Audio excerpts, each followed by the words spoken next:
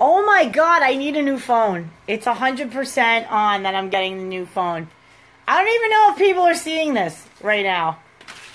Comments will appear here. Okay, I'm just going to talk to the world. And, oh, here it starts. And here it starts. Woohoo! Tonight is going to be some epic shit, people. So, if the Facebook Live can be shared with friends, tell them to get on board. Lise is going to lose her shit tonight.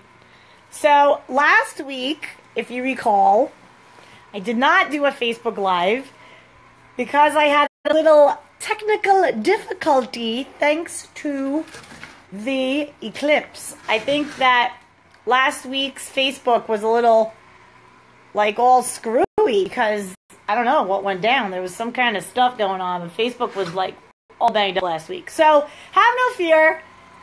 You did not miss anything last week because I was not able to do my Facebook Live last week, so I'm doing it tonight. And tonight, we begin with the epic level shit show that was 2015. Oh my god. So 2015, big huge year for me in that it was like, got divorced that year. So like I wanted to do this Facebook Live. A lot of people are like asking me, so they've been watching the other ones and they're asking me, holy crap, are you going to get into the whole like divorce thing and your divorce, Lise? Are you going to tell us about that and like what happened? Okay. So this is huge because this is like what happened to me is what inspired me to coach. So like I'll back it up and say that before I had this vision for LoveQuest marketing. And so what that was the initial business, which was going to be rooted in marketing and communication. So I was going to do personal branding for people who wanted to date. And they wanted to like portray themselves authentically in their dating profiles and on social media and on dates themselves, right? I didn't know what this was going to be, but I had this vision. So when you like declare to the universe that you're going to like, you know, do a business and then the universe kind of laughs at you and says, okay, sweetie, I get where you're going with this, Lise, sweetie, but you have a journey to go on yourself. And in that journey, you will come out the other side, although I did not think that was going to happen at the time.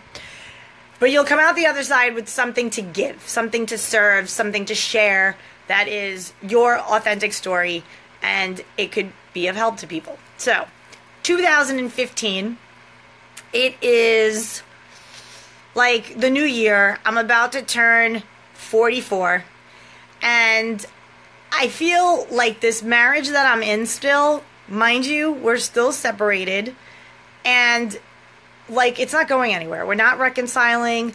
I'm kind of seeing something. It's like a total disaster.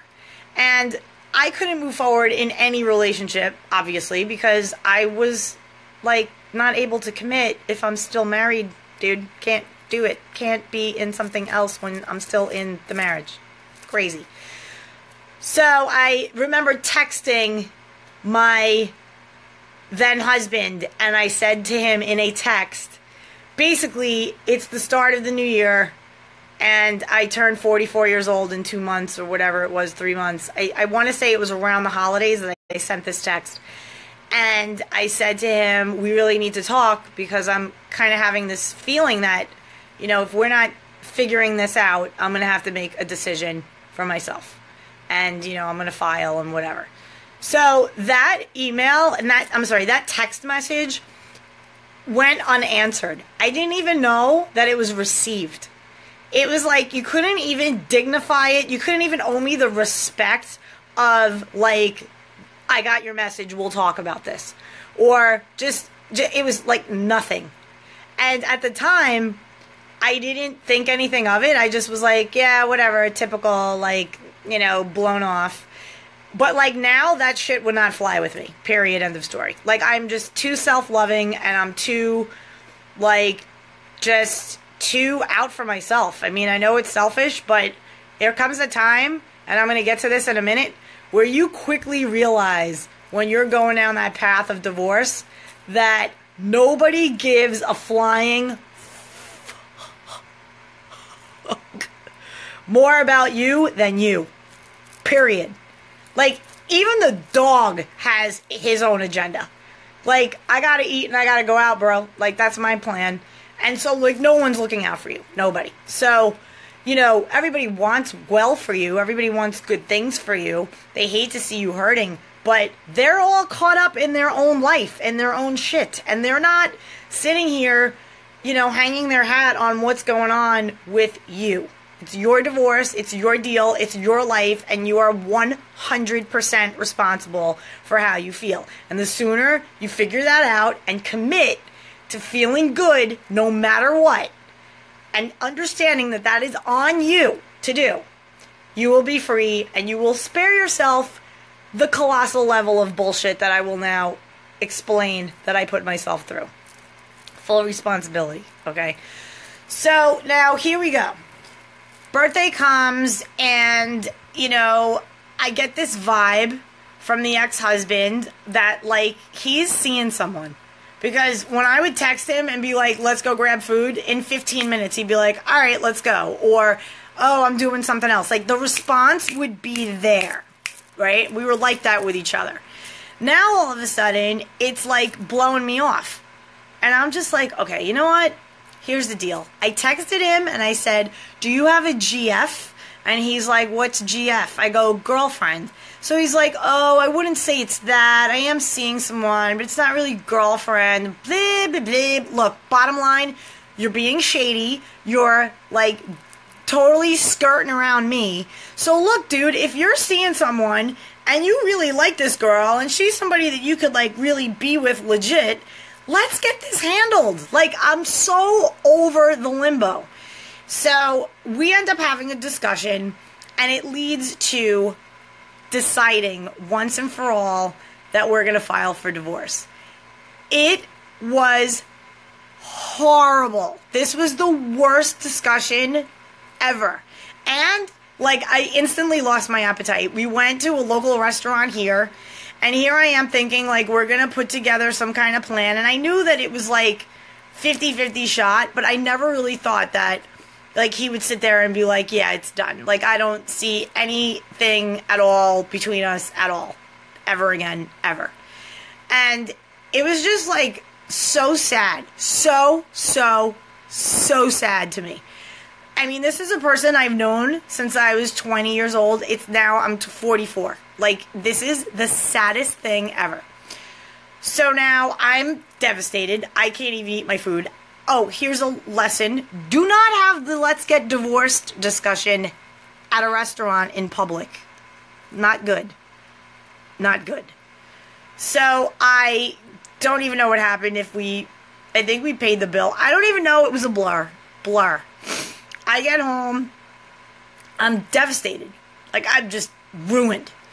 And then, like, a friend of ours called me. I don't even know. Blurry. Bottom line is, we're getting divorced. It's on. So now, I immediately, like, stomach locks up. I can't eat. I'm miserable. I don't know what I'm doing.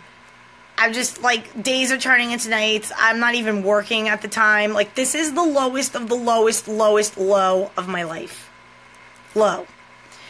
And so I am instantly funky depression. Like, I am sleeping. I can't get out of bed. I'm a mess. And so I think I posted something on Facebook. And it was a picture of a girl, kind of looked like brunette with a blanket over her. And you could tell she's super sad. But I had hope for myself, so I post something like, you know, don't count me out just yet. You know, I might be sad, but I'm not broken. Something like that, whatever. Well, Facebook friend, sees this in his feed, and he is always seeing me as, like, happy and bubbly and cracking jokes and whatever. So he reaches out to me, and I had actually done some marketing work for this friend. And he reaches out to me and calls me. And he's like, Lise, sweetie, are you okay? And you know, like, when you're at the bottom of the shit kick of bottom low, And all it takes is that one person to ask you if you're okay. And it's like the little domino that gets tick, tick, tick, tick, tick, pushed and like, or like, you know, the floodgate opens. That's what that question was. It could have literally have been anybody asking me that question, and the reaction would have been the same. But this particular person on this particular day asked me if I was okay. To which I responded, no! And the floodgates opened, and it was like, what happened? And I'm like, nothing, I'm just getting divorced, and it's like a waste. It's like 20 years of my life wasted. And I'm just like going crazy. What the hell am I supposed to do? How am I supposed? I don't even know. I'm a mess. So this person, like, just listened to me for like an hour and a half. Like, did whatever he was doing on his side of the phone. I don't know. But I was just going off. And, you know, and then I kind of, like, we exchanged, like, stories. He was telling me stuff about his life personally and whatever. And we were both in a really low, dark place. Both of us. So, lesson number 2. Like attracts like. So when you are in your low, I am getting divorced, my life sucks as I know it, oh my God, not a good idea to jump into something romantically. Not good. And that's exactly what I did. So, what I did was I started off with this person as friend. Even client. Like, did work for him. So, decided to go to lunch together. We go to lunch together. And I was supposed to, that day, take my soon-to-be ex-husband out for his birthday. And then he cancels on me 2 hours before we're supposed to meet. So now he cancels. So it was like, okay, here's the knife. Let me twist it. And then sprinkle salt and lemon. That's what that was like. So then I was so pissed that I called the other guy. And I was like, what are you doing tonight? Are you going to be out tonight? And he's like, yeah, I'm going to be like at Ruth Chris, just chilling, having dinner. And I was like, I'm coming to find you. Are you cool with that? He's like, yeah, come by. So I come by, and needless to say, we start hanging out like friends again. And now I'm seeing this guy in a different light. He's in his chill out clothes. And I'm like, maybe I am interested into this person. Like, whoa, he's kind of cute now. Like, he's looking different to me. Needless to say, this was the crazy depression, crazy talking, ridiculous. And I full on came at this guy. Full on. And, you know, he reciprocated. I mean, it wasn't like I had a gun to his head. But, you know, it was on. And it was so not the way to begin a relationship. So many people out there come to me like in their swirl of divorce and breaking up and whatever, and their like MO is, I want to find somebody good. And you're like, dude, like, or dudette, because the girl's just as guilty as the guys, but they'll ask like, you know, I've been dating, and I'm like, are you divorced yet? And they're like, no, but it's going to be finalized soon. And and I'm like, you have to go inward into yourself and heal first. Because when you're in that in-between and swirling in the sad and mourning and grieving a life that you once had, you're going to attract crazy. You will attract crazy because you're not healed. You're not right in yourself. And so that's what happened to me. I ended up attracting somebody so sad. Sadder than me. Sadder than I was. Because at least for me, I'm like, look, dude, I'm sad now. But like, give me a month. Shit's going to be... Somebody will say something funny and I'll be cracking up laughing in 2 seconds. Like, whatever. Let's put it into perspective. I'm not like, you know, depressed to the point where, you know, I need to be like institutionalized or anything. Not like that's a problem. Get help if you need it. But what I'm saying is, I wasn't that. I was just heavy. It was heavy. But in entering this relationship, this total rebound relationship, in entering it as quickly as I did, it was so bad for me because I basically took all that grief that I had for the divorce and I just like put it up on the shelf. Like, you just hang out there because it's too big. I don't want to deal with that right now. But this is fun. Look at this new sparkly, shiny, fine thing. It was just like I needed the love drug and I needed it from whoever was going to give it to me. So this person was so in the same place as I was, like attracts like, where he was feeling sad and broken and rejected about his ex-girlfriend. And so we were both grieving people, and that's how we got together. So I cannot make the point any clearer and stronger than do not date anybody when you are going through your divorce. Go through your divorce. Make it me time, your time, chill time. If you have children, quality time with the children. If you have a business, pour yourself into the business. A lot of times people get very banged up around divorce, that they lose their jobs, they lose their businesses, like their whole thing is upheaval. Focus on getting yourself right. It's so important. People just want to avoid. So, let's just continue along with this relationship now that I'm entered. And it is drama from the jump. I'm talking like 100% rushed, throwing out the love bombs. I'm in love with you. You're in love with me. Love, love, love. I know you 15 minutes, dude. Relax. Then it was like this pace of like, couldn't do enough for me. Saw me every day for the first 30 days that we were together. Talking about his ex-girlfriend. Talk constantly. Like I was his therapist. Constantly every day. And normally, this would be, and it kind of was in the beginning. Like I even said, I'm like, listen, dude, I don't think you're like over your girlfriend. Like you need to like back off from me until you sort that out. And he didn't. He came at me even harder. He was like, let's go to Cancun. And I'm like, okay. So we go to Cancun. And meanwhile, I come to know this now. Well, you know, after. The whole time, he was still in touch with his ex-girlfriend. He'd do stuff with me, and then he'd get guilty, and then he'd try to be in touch with her. So he's, like, screwing with this girl's mind and making me believe that, like, everything's all cool. Meanwhile, I totally see it's not. And I'm, like, getting into this codependent, enabling, like, I'm, like, his therapist now. Like, this was just so unhealthy and so jacked up. Rebound relationship, dude, don't do it. Nothing good can come. So,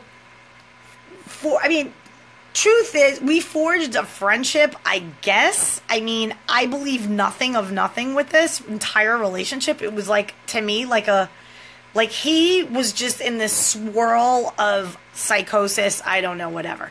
And then I had my own thing going on, so I was just like putting it off on somebody else. So, again, say it with me, type it in the thread. If you know someone who's going through a divorce, do not tell them kicking and screaming. Do not let them enter another relationship.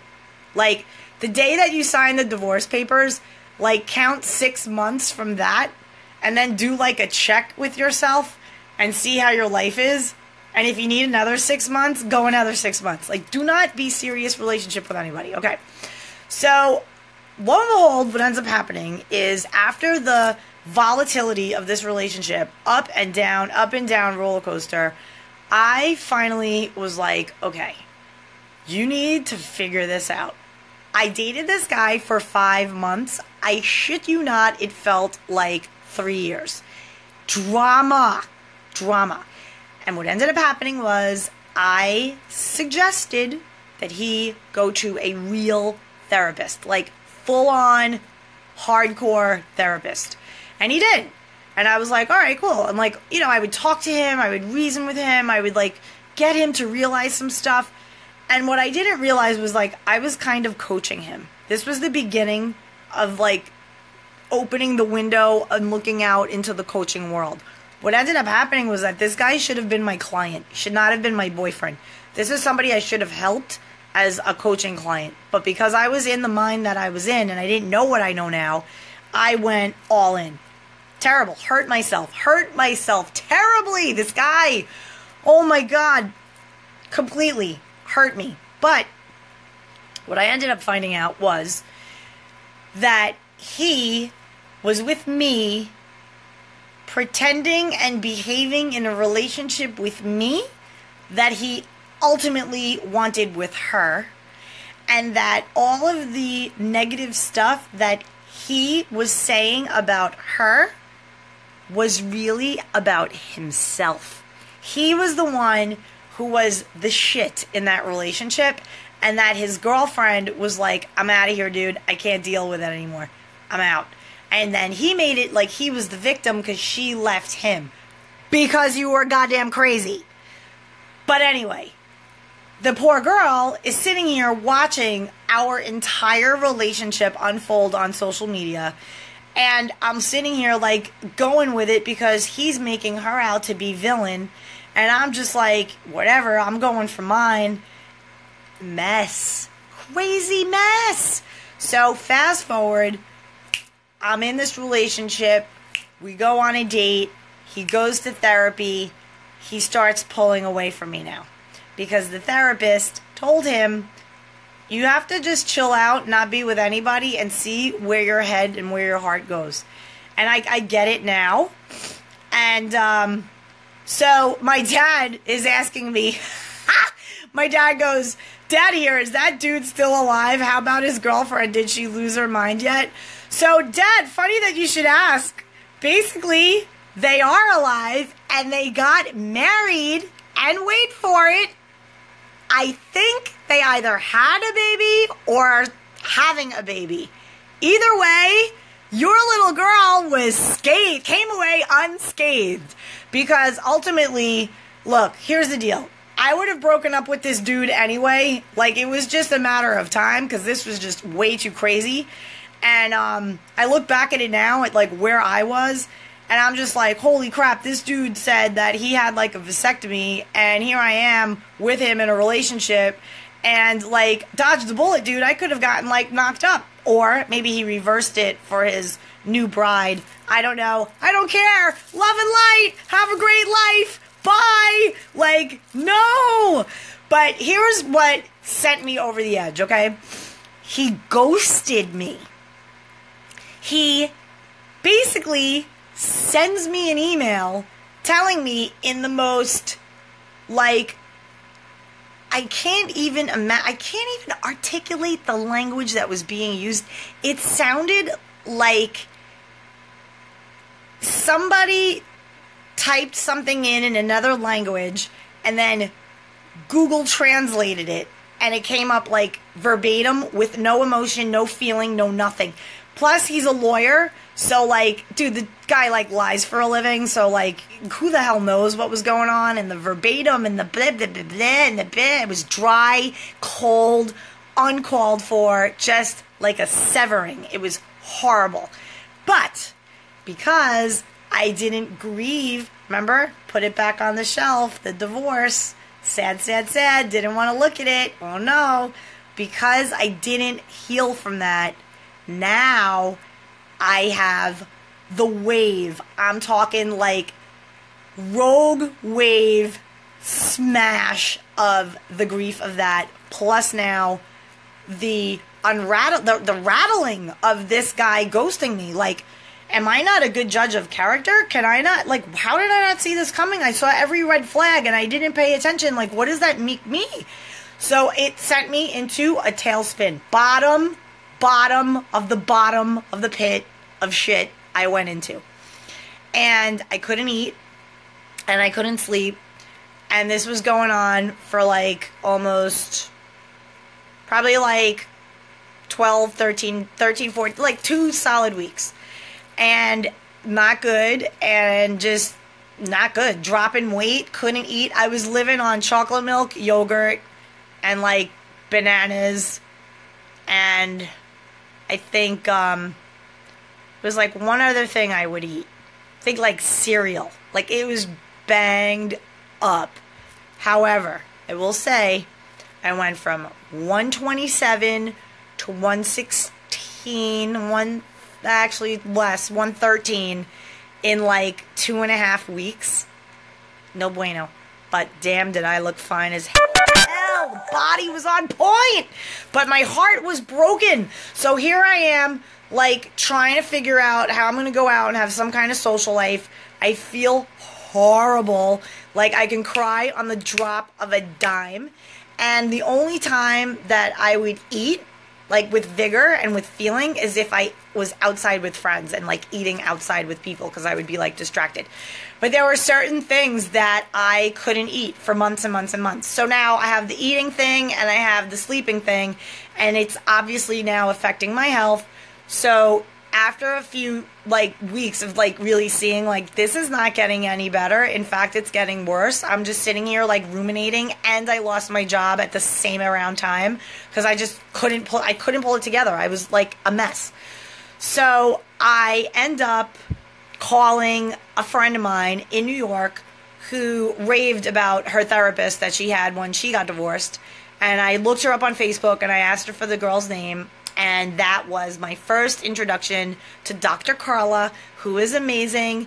And she, like, helped me so much. And what was cool was that they do, like, an onboarding thing where basically they ask you all these questions to see, like, are you, like, suicidal? Are you, like, what level of depression are you and whatever.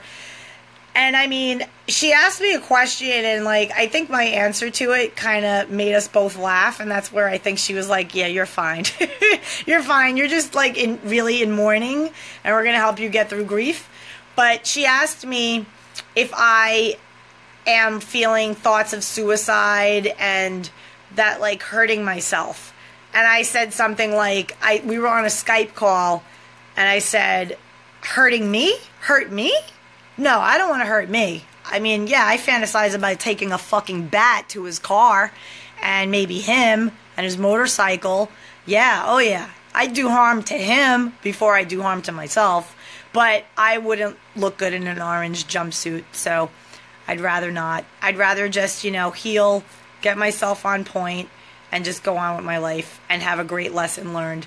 And then she said, okay, cool. Like, that was the thing. And that's why it's so important out there. Like, if you were considering therapy, like, what I got out of it was amazing. Like, it really helped me understand way, way back why I attracted this into my life, why I even entered this relationship, knowing full well I was still healing from divorce, and, like, I didn't even give it a chance to sink in, and the gravity of what was going on in my life. I was just like, whatever, dude, like, because I had thought that because we were separated for so long, all it would be is just, like, paperwork. So I didn't get the gravity of what was going on. I didn't let it in.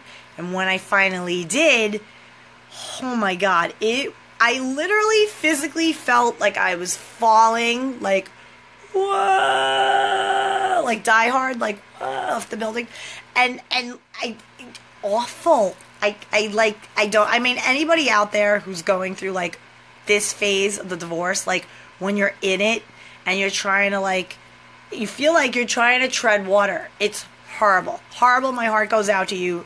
And this is why I do this business, because I know what that feeling is. It's horrible.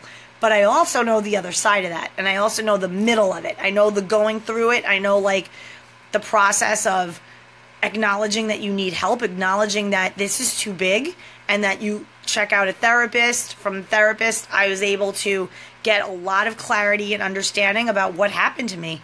And that's when I realized that there was a pattern there of codependency, of how I had my relationships. And I had mentioned this earlier in a Facebook Live, like, a couple of weeks ago. But it was that therapist that really spelled out, stuff that went on as a kid, things about my parents getting divorced, and, like, all that, and how it just creates this momentum where you have these beliefs about, who you are in a relationship and what is the purpose of a relationship. And until you really heal that, like, for me, until I really healed that, went inward, started to really feel what I needed and that I was the only person that could give me what I needed the best, most, and always, that was what turned it around for me. So I went inward. People asked me, what did you do? Oh my God, you were in such a dark, awful place. I said, well, I did what was called the 90-day post-breakup detox. And I know some of you guys remember me from like 2 years ago documenting this on Facebook, where I was like healing. I was like in the thick of my deal. And so what it called for basically was very minimal socializing, really, really particular about the friends I was around. And at that point in my life, I didn't really feel present. Like I was going out, but I was afraid. I was very vulnerable, and I was afraid, like, oh my God, what if I meet somebody and I'm not ready? And I was very guarded. So I thankfully connected with, you know, a few girlfriends, just people that I can just be around and trust and go. I was a lot by myself a lot. I had a curfew. I did a self-imposed curfew of like, I think it was like 12 midnight during the week. And not even, it was earlier than that. And then weekends, it was like one day I was allowed out if I even wanted to go.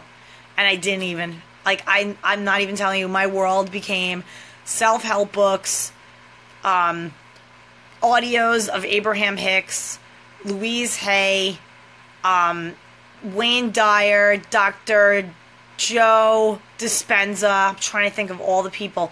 Oh, I'll even show you. No, I'm going to show you the books that, like, saved my ass during this. So, like, if you're going through divorce or a massive, massive breakup, like, number one, get your body on point. You Can Heal Your Life, Louise Hay. I've had this book for years and years and years, and basically anytime I have, like, any kind of ailment, I look up what's wrong with me, and there are affirmations, and it's total mind junk that's making my body not match up. So this book is amazing. It'll tell you whatever's going on in your life health-wise, it's because your mind is not aligned with your body. You're just not in alignment. And this book saves your ass on that. I'm going to come over here and get another book that I actually highly recommend to people. Here's the book. It's the bottom book right here. And it's called Inner Bonding. And it's by Margaret Paul, PhD. And that book was actually recommended to me by a good friend of mine. And, I mean, amazing guy. And he just was like, you have to read this book. It's going to knock you on your ass. Totally did. So, Inner Bonding by Margaret Paul, real quick. That was a book that I was reading November of 2015, like right in the middle of the healing. And this book was all about connecting to your inner children. Or inner child or children. In this case, I have multiple inner children, like different ages, different stages of life where trauma or just something of significance happened that you will never forget it. And it was like something that was just so either not addressed or overlooked or not discussed that I just took it inward. And you're hurting from that, from those things that happened ages and ages ago, like as a little kid. If they're not dealt with the right way, you carry them with you. And then what happens is with this book, which is brilliant, is it teaches you how, as an adult, to care for your children. Now that you're an adult, now that at the time, a 44-year-old woman, I could look at myself at 3, at 9, at 13, at 16, and say, those are my girls, and I'm their mother, and I protect them. And if the 9-year-old is hungry, I go and I feed the 9-year-old, meaning I feed me. And I don't,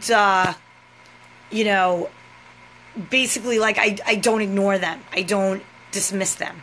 If my 3-year-old is crying and she feels scared and bad or whatever, I tend to their needs. I tend to their needs because I did not have that happen when I was little. So there's like a neglect feeling there. And it's not like my parents were awful people. They were amazing. And they just were doing the best they could with what they knew at the time. And they had their own thing. You know what I mean? And that's why I tell you guys, like, you have to love yourself first and most. You can't be like, Ma, love me. Dad, love me. Guy number 27, love me. No, it's you have to love you better than anyone, always, ever. And from there, that's when you're the most loving daughter, most loving wife, most loving best friend, because you're just like, dude, I'm all about the love, but I'm all about the love for me first. So you don't depend on anybody to fill your cup and then resent them when they don't, and then try to control them when they don't. You're like, it's all good, dude. I know you're doing you, I'm doing me. All good. So the deal is, what was the name of that book? Okay, so there were actually, I'm still with the book recommendations. I'm going to recap them. First is You Can Heal Your Life by Louise Hay. I have another over here on my little pile. I read this book also, knocked me on my ass. Amazing, amazing book about manifestation, self-love. Look how hardcore I went with it, people. I'm telling you, I was the self-love queen. Ask and It Is Given by Esther and Jerry Hicks. Abraham Hicks. This book is amazing. You can check out Abraham Hicks. It like saved me. Abraham Hicks is all about what taught me about self-love. That was the thing that broke it out for me for unconditional love. And not trying to make people be a certain way to make you happy. That Abraham Hicks, she put the noodle, got the noodle working, got the wiring on point when it came to that. The book that you were asking me about is this one. I'm going to do magic trick right now. I'm going to pull this out without, look at me. They all stay intact. Inner Bonding. There it is. Inner Bonding by Margaret Paul. Like, anybody out there with mommy issues, daddy issues, like recurring patterns that you're noticing in your life and how you show up in relationships, this book right here is going to handle that for you. You could check out Inner Bonding. Just Google it. I think there's like a method to it.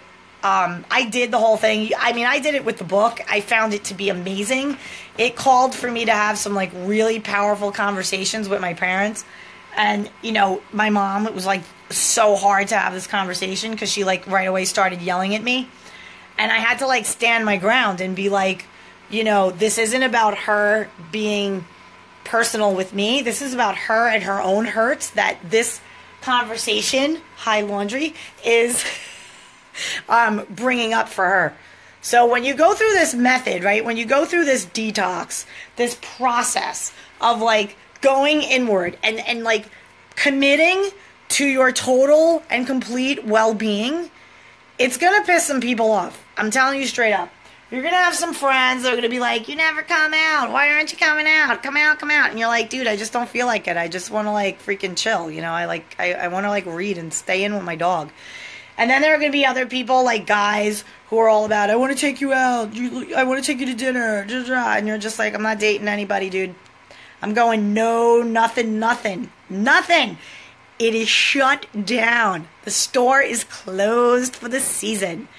And so it'll definitely inspire a major change. And you'll see that like as you change, the people in your circle starts to change, and then you start to relate to people differently. So self-work, self-growth, it is a mofo. You are going to be embarking on a journey. So like the whole deal is, I went on this thing. I said 90 days, breakup detox. This is what I'm going to do. I'm going to just like focus on healing myself, focus on loving myself. So I created a little like tribe. I had therapists, told you about that already. I had my books. I had YouTube and like all these meditations and videos and things that I was listening to and using and really helping me. And then what else did I do? Oh, I had acupuncturist.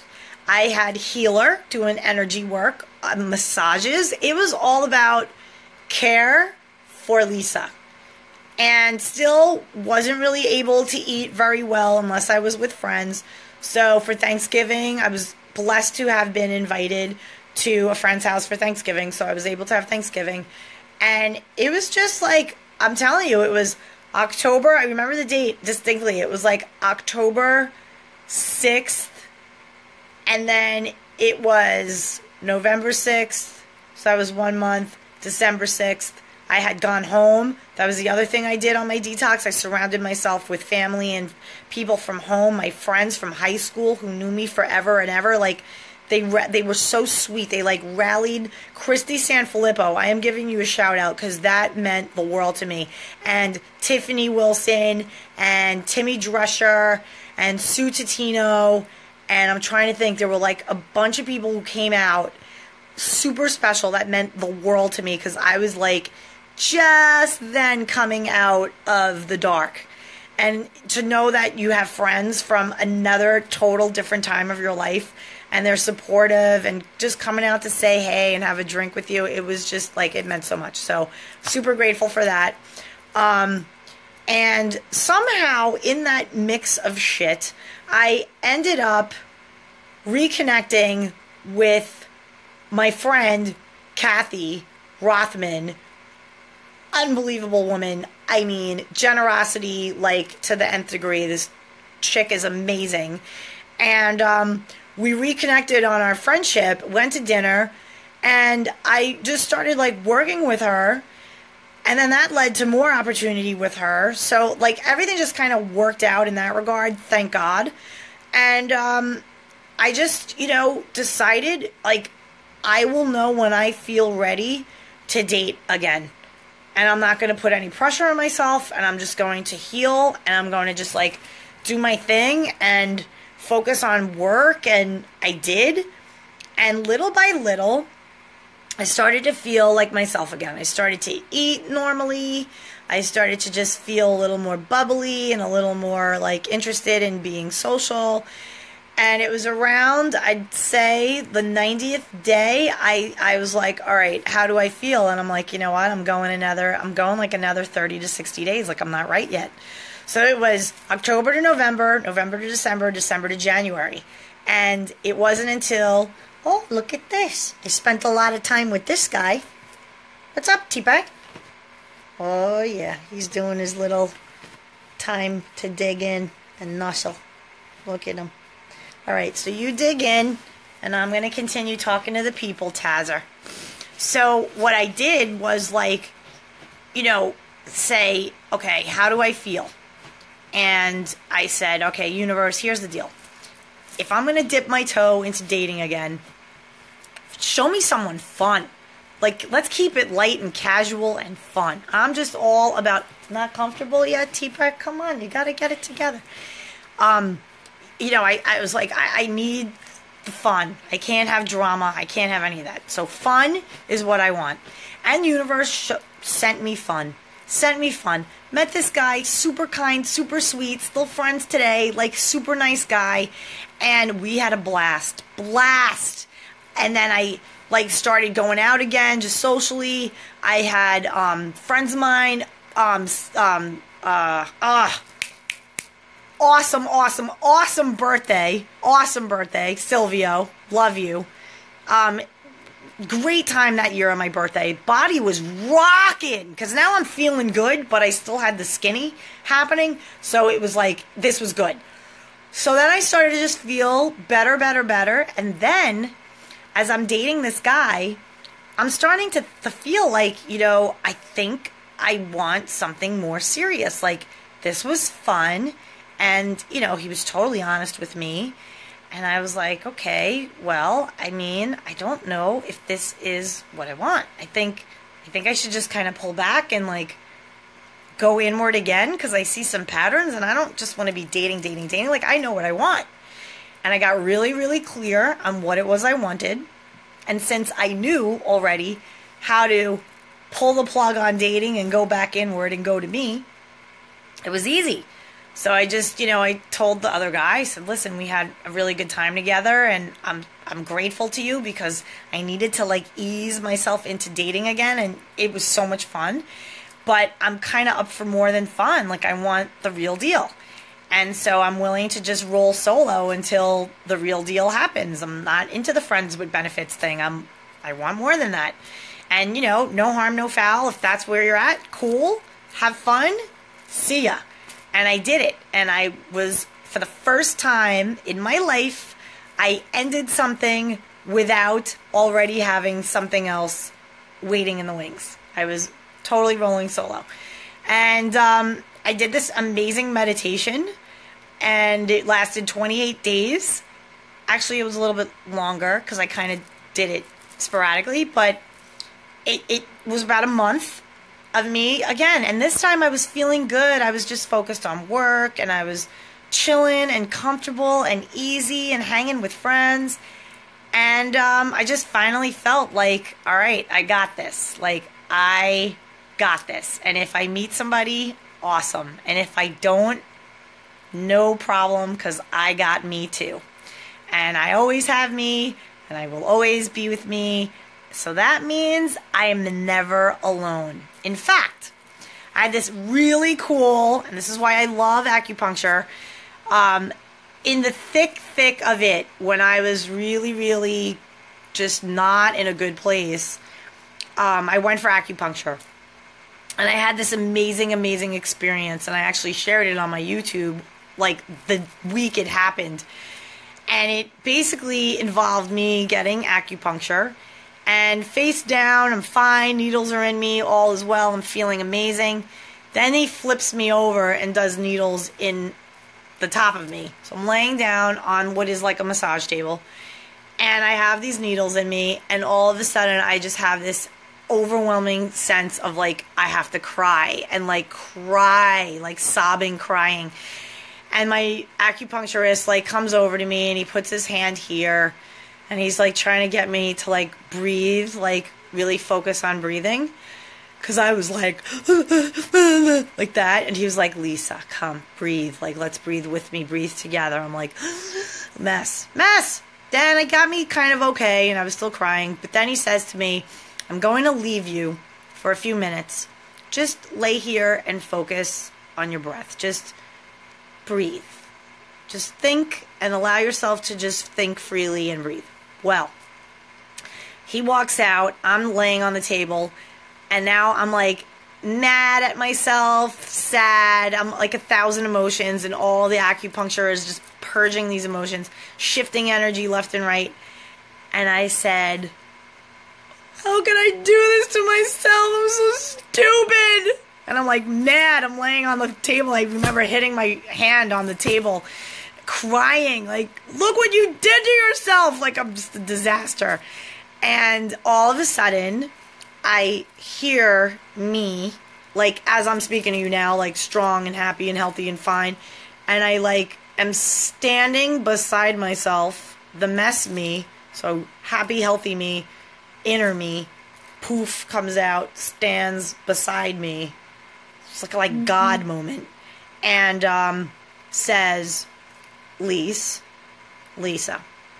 you hear me? And I'm on the table. Yeah.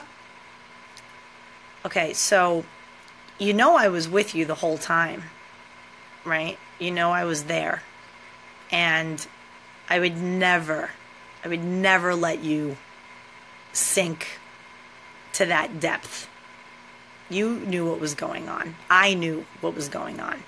And I would never, ever let anybody step on you that way, ever. And so just know that I was always there, and you're not alone, and you're never alone, because I'm with you.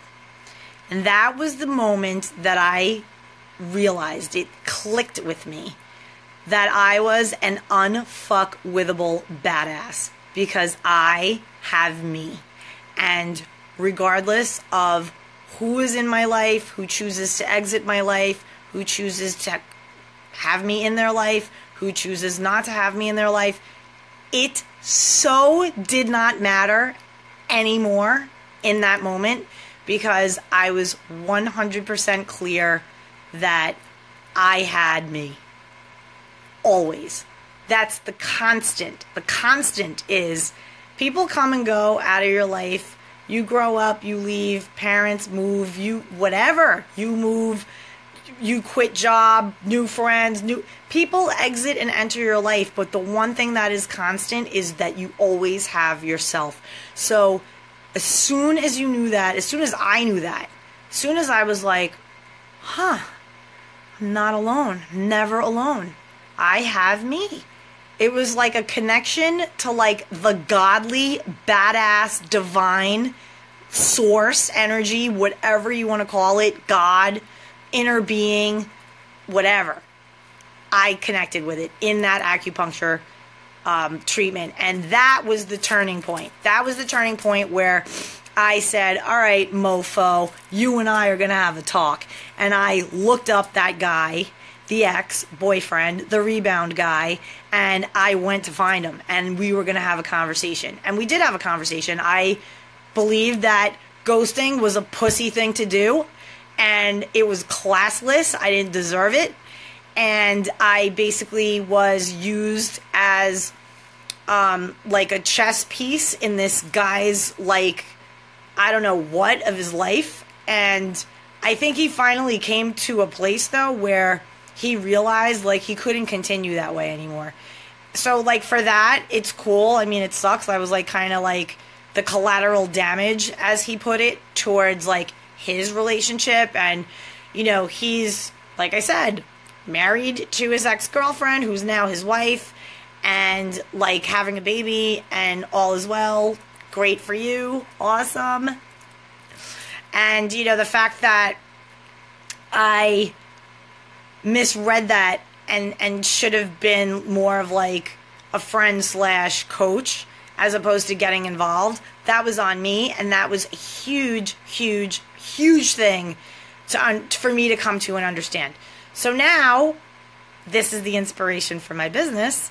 What ends up happening is, through my therapy, my therapist says to me, and this is probably like, I think like maybe 4 months into therapy, and I was talking to her like maybe once a week and then once every other week. So now we're like nearing the end, and we're talking like friends, and she says to me, you know, so Lisa, I was thinking about you, and they have a master's program in like psychotherapy. Like, you should totally check that out. Like, you would be amazing. You're a natural.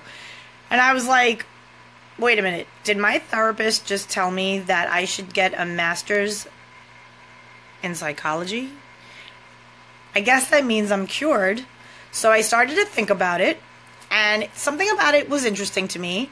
But then she told me what was involved, and that I'd have to like do rounds at mental institutions and like deal with like totally insane people. And I was like, yeah, no, that's not my thing. But I said this instead. I said, you know, I went on Google and I did some research, and I said, you know what, Dr. Carla, I love what you did for me, and I so appreciate what you helped me achieve. And the fact that you can do that for people is like a blessing. Like, that's amazing. And I definitely feel like I want to serve people. I want to help people. But I don't think I want to talk about what their past was about. I'm interested in where they are despite their past and where they want to go and the gap in between.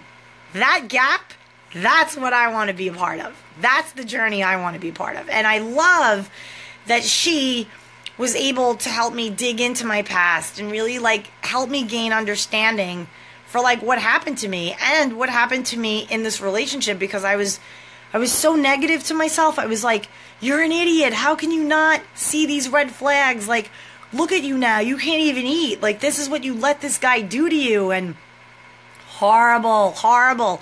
Meanwhile, I would think thoughts about that, and then I'd get the wave of sad over my marriage ending and how I didn't even know what that relationship was going to be like. I was like, am I never going to talk to Alex like ever again? Like, I just, it was so big, the thought of that. It was like death. Like somebody died. It was horrible. And, you know, now I, you know, look at all of that, the whole thing. And I mean, I'm talking like October of 2015 until March of 2016. So it was a solid, like, almost 5 months of just really going inward and doing the work. And even after that, you know, I got into a relationship, the relationship I'm in now. And I got to tell you, even the beginning of that relationship, there were remnants of fears and things that I just was like, wow, like, divorce kicks your ass. And anybody out there who is in it and just like needs somebody to vent to, who's not a parent, not a sibling, just somebody not connected to the inner workings of it, but gets it, you so need that. Like, that could be a lifeline for you. And when you go to talk to your family and they love you so, so much, and they want to see nothing but good things for you, sometimes they mean so well, but they say certain things and it's not what you want to hear. You don't want to hear people talking shit about the people that you love, and you don't want to hear people saying, you should do this, why don't you do this, do this, do... You just don't want any of that. You just want to vent and to express and to come to your own solutions in your time.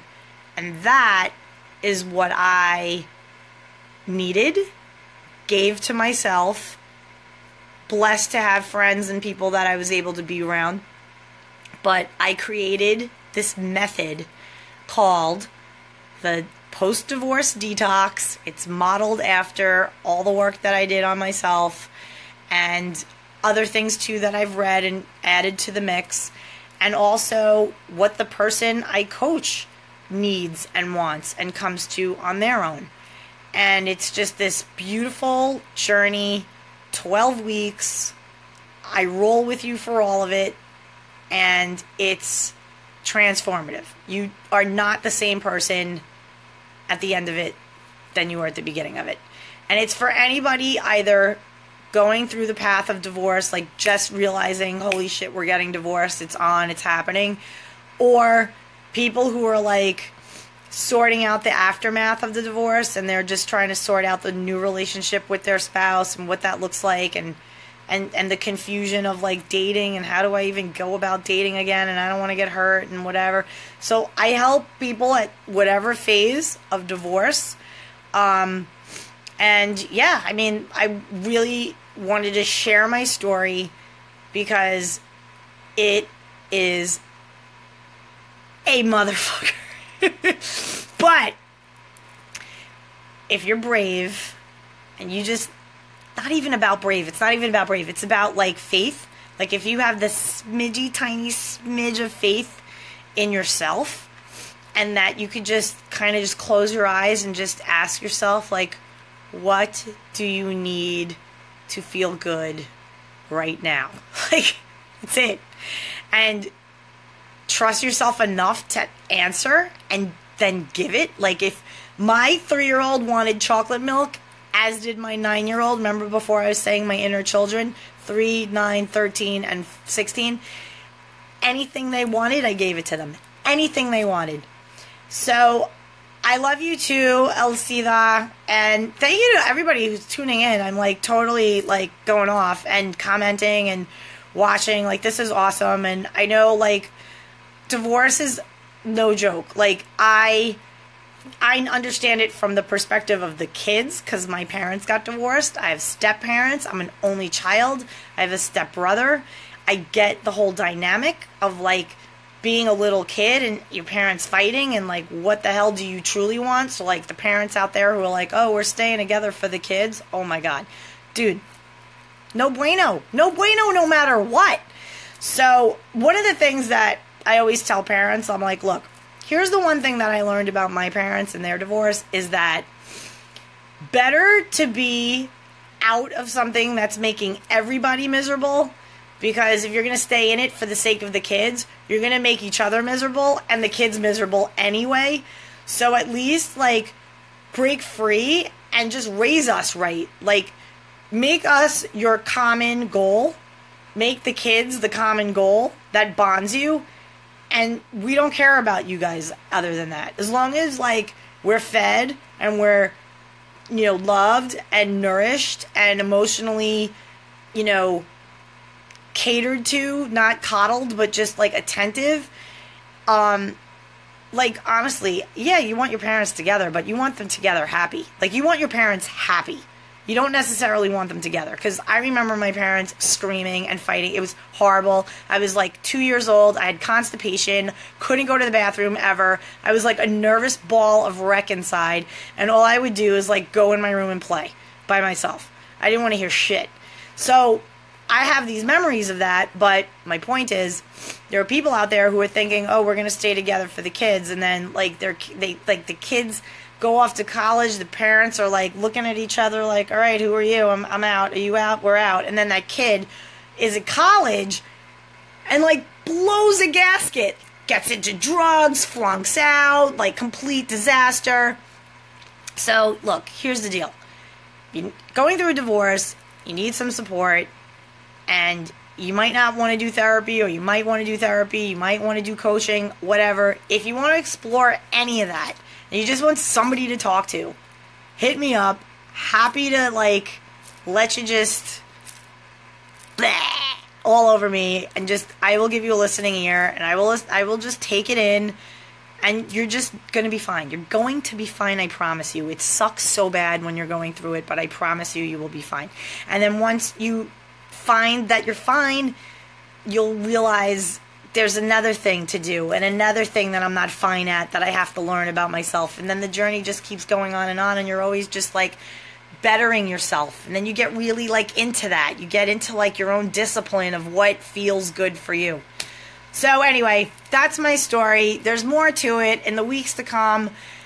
People blow me up on Facebook after these, and they have like specific questions. So now that I did like the whole series of like, you know, the before, during, after, the whole thing, now I'm going to get into the whole like moving forward in my life and where I'm at now, and how can you have a relationship with your spouse, and how can you have it where you're dating someone new, and that whole triangle of shit, and what do you do with that? So look, I keep it real. I share my thing. I'm figuring it out, but this coaching thing is a passion. I believe in the process of it. I did it to myself, and I would happily and with honor accompany anybody through that dark, just place. So basically, if I am not able to serve people in that way, then it's as if everything I went through was for nothing. And I'm not having that. So however way I can serve you, hit me up. You can check out my website, lisaconcepcion.com. You could also find me lovequestcoaching.com. It all goes to the same place. My credentials are on there, my coaching credential, everything I'm doing to help the people. So I'm going to say good night. I'm going to thank everybody again, this awesome, awesome thread of people for watching. And just know you're not alone. You got Lise here. I'll listen to some crazy shit. Bring it on. But no, I'm here for you. So have a great night, everybody. Thanks again. Bye.